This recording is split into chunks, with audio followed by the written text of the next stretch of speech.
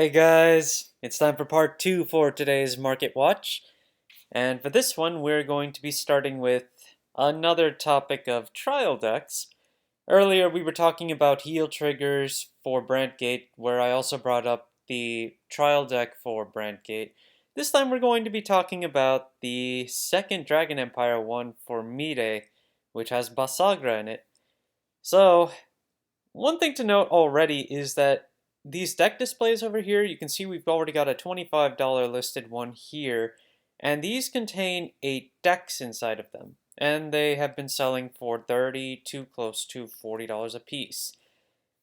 There's a problem with that. These are individual decks.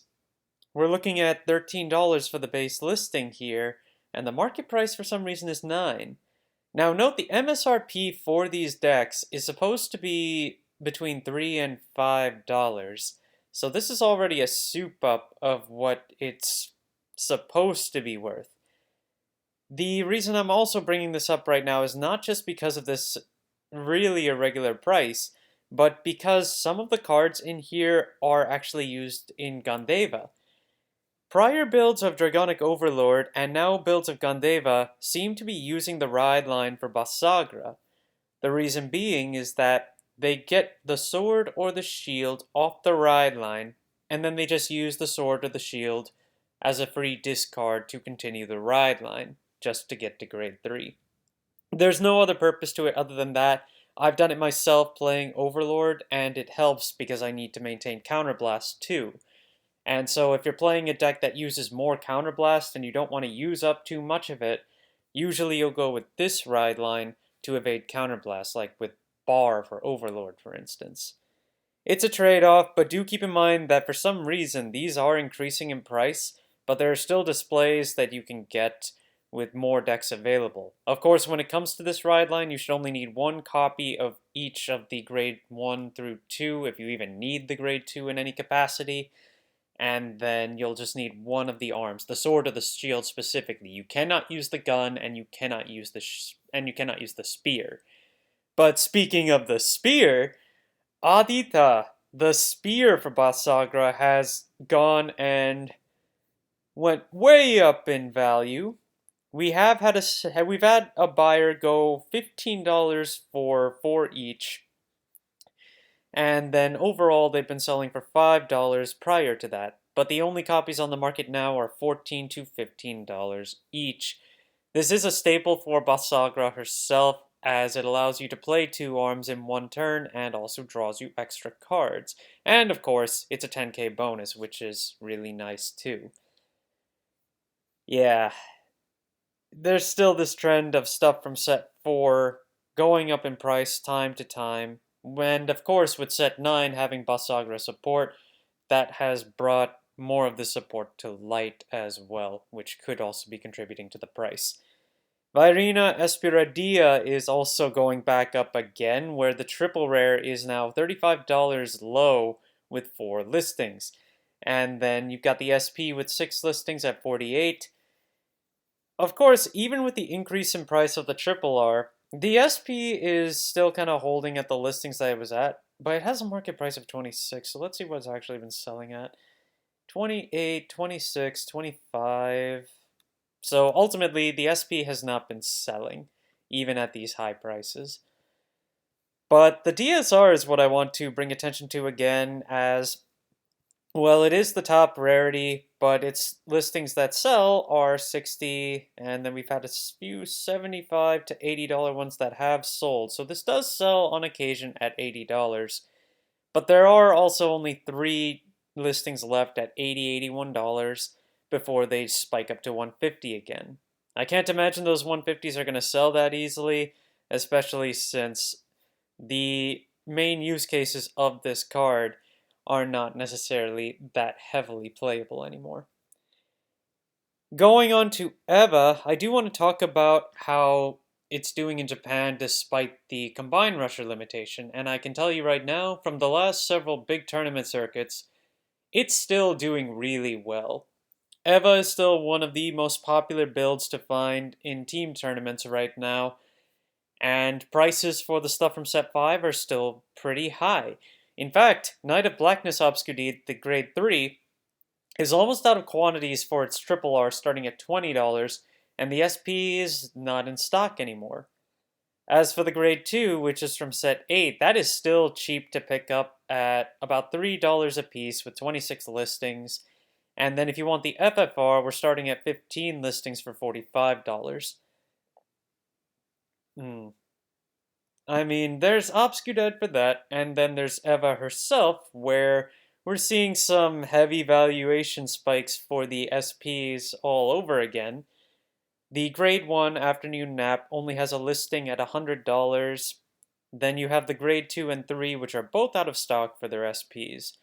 If you want the grade 0, which you do need it in order to get the ride line to work, you are paying $190 minimum, and there are only 4 listings of this one. I'm almost hesitant to even sell mine at that rate right now, just because I like Eva a lot. But if someone does really want it for that much, well, that's the trade-off I've got to make for myself. As for the triple R, though, we're looking at 15 listings for $16 to start off with. But mind you, Eva has had a massive price spike in the past where this card has gone as high as $50 before really dropping off. And the sad reality is that as long as Eva continues to be popular as time passes, there's a good chance that it will hit that price point again. We'll have to see what happens with the reveals of set 11 though, and see if the new Eva outright replaces this one, or if it turns out to be something like what we have for Festival Collection and the Lyricals. On the same topic of the glitters and set 11, Tigrea has a sellout on the SP of the grade 0 as well, where the last sell on that one was $96, and other copies have been selling $80, $64, $45, and $50, so it's been all over the place, but overall has trended upward. When it comes to Tigrea, though, I don't believe you always use the same Tigrea ride line for the card itself. I haven't really played Tigrea that much, so I can't speak to it that much, but otherwise, it is a popular starter to pick up, which also contributes to its price. Then the other one that you'll want to keep an eye out for is One Who Blooms in the Dark Tigrea, which is the dark side of Tigrea, so to speak. The triple rare has 32 listings at $4, and the SP has 4 listings starting at $180. If we look at the actual sales for the SP, March was the last sell date, and we're looking at 150 for the highest sold, unless there was some 160 actually, and that was back in February. The thing though is that if Tigrea does get some good support with set 11, I don't think it's going to be the light version that really takes off in value, though it could, but I feel like the dark version will take off in value irregardless if Tigrea turns out to be quite powerful. Again, that's to be seen, but keep your eye out for those. In the dim darkness, the Frozen Resentment has seen more and more price increases as we go along, where they're starting to sell at $12, and we have one $9 listing for 4 copies overall, so that's 4 copies, 9 each.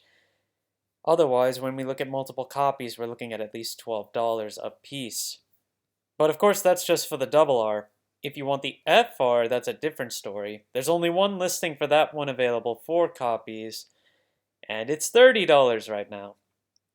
In terms of what has sold, we've had recent sales, but they've been $10 and $18, so $30 is quite a spike from that $18 price point.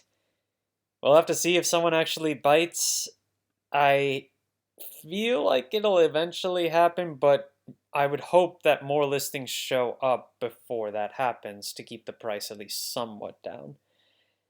And then more price spikes are still ongoing as Drajeweled has gone up in value, or I should say, it's got lofty listings at this point.